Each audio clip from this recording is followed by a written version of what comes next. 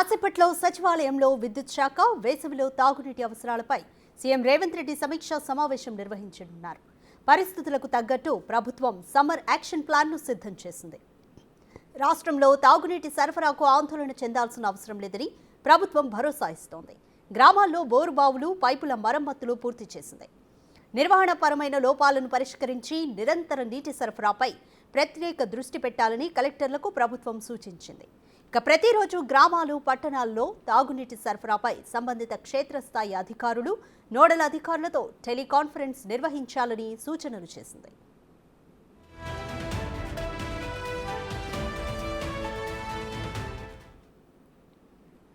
More details మా deputy bureau chief Sadiq అందిస్తారు. సాదిక్, ఈ సమీక్ష సమావేశానికి ఎవరెవరు మంత్రులు, అధికారులు హాజరవుతున్నారు? అయితే ముఖ్యంగా విద్యుత్, తాగునీటి అవసరాలతో పాటు ఇంకా ఏ అంశాలపై యాక్షన్ ప్లాన్ ను రెడీ చేయబోతున్నారు? రాధిక, ముఖ్యమంత్రి రేవంత్ రెడ్డి అధ్యక్షతన మరి కాసేపట్లో సచివాలయంలో విద్యుత్ శాఖ పైన, అదేవిధంగా గ్రామీణ ప్రాంతాల్లో కానీ రాష్ట్ర వ్యాప్తంగా తాగునీటి సమస్యల అన్నిటిపైన కూడా ముఖ్యమంత్రి రేవంత్ రెడ్డి సమీక్షా సమావేశం ఏర్పాటు చేయబోతున్నారు. ప్రధానంగా రాష్ట్రంలో ఎండలు మండిపోతున్న నేపథ్యంలో, ఎండలు తీవ్రత ఎక్కువగా ఉన్న నేపథ్యంలో విద్యుత్తును ఎక్కడ కూడా అంతరాయం కలగకుండా ఉండాలని కూడా అధికారులకు ఇప్పటికే ఆదేశాలు జారీ చేయడం జరిగింది. పీక్ అవర్స్ ఉన్న నేపథ్యంలో ఆ పీక్ అవర్స్ బాగా పెరుగుతుంది. ఉదయం 11 గంటలకే ఎండ బాగా వేడిగా ఉన్న నేపథ్యంలో విద్యుత్ వినియోగం చాలా ఎక్కువ స్థాయిలో ఉన్న నేపథ్యంలో విద్యుత్ అంతరాయం కలగకుండా ప్రజలకందరికీ కూడా నాణ్యమైన కరెంట్ ఇవ్వాలని ఒకటి. రెండవది, గ్రామీణ ప్రాంతాలతో పాటు పట్టణ ప్రాంతాల్లో కూడా నీటి ఎద్దడి సమస్య వచ్చే ప్రమాదం ఉందని కూడా వార్తలు వస్తున్న నేపథ్యంలో ప్రభుత్వం ఇప్పటికే యాక్షన్ ప్లాన్ నిర్వహించింది. దానికి సంబంధించినటువంటి దానిపై ఉంది.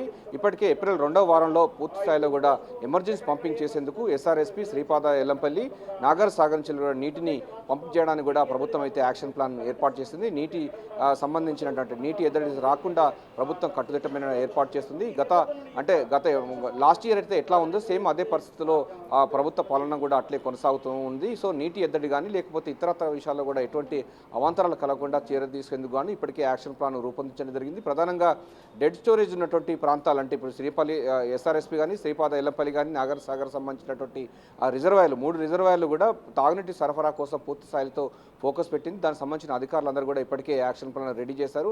అంటే ఎటువంటి విపత్కర పరిస్థితి వచ్చినా కూడా ఎదుర్కోవడానికి ప్రభుత్వం సిద్ధంగా ఉంది.